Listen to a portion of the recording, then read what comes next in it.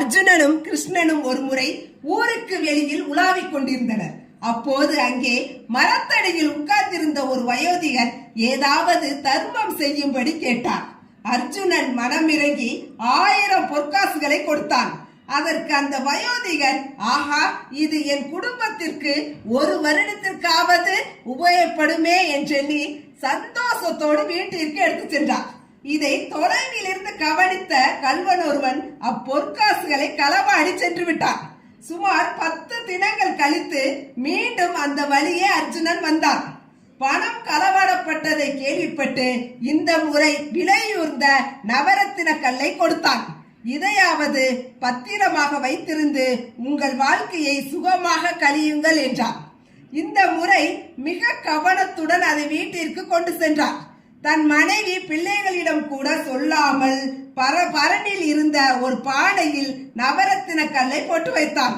அவ்வப்போது வீட்டில் யாருமில்லா சமயம் மட்டுமே அதை எடுத்து பார்த்து கொண்டு கவனமாக பாதுகாத்து வந்தான்.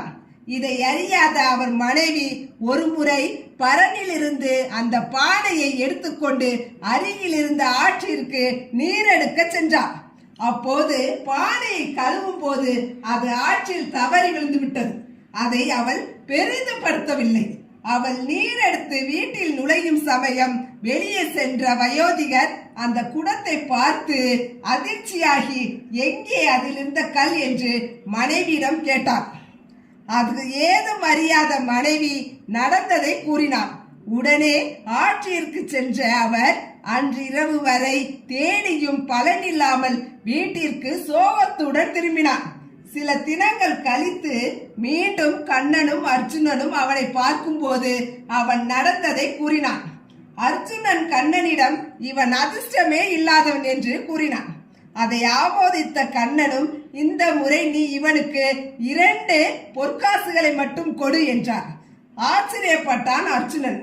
ஆனாலும் 2 காசுகள் மட்டும் கொடுத்து அனுப்பிவிட்டு கண்ணனை பார்த்து, இதென்ன விந்தை, வெறும் 2 காசுகள் மட்டும் அவனுக்கு என்ன சந்தோஷத்தை கொடுத்து விடும் என கேட்டான். எனக்கும் தெரியவில்லை, என்னதான் நடக்கிறது பார்க்கலாம் வா என்று அவன் பின்னால் செல்லலாம் என கூறி இருவரும் அவன் பின் தொடர்ந்தனர். அவன் வீட்டிற்கு செல்லும் வழியில் மீனவன் ஒருவன் உயிருடன் தான் பிடித்து வைத்திருந்த 2 மீன்களை வாங்கிக் கொள்கிறாயா என கேட்டான்.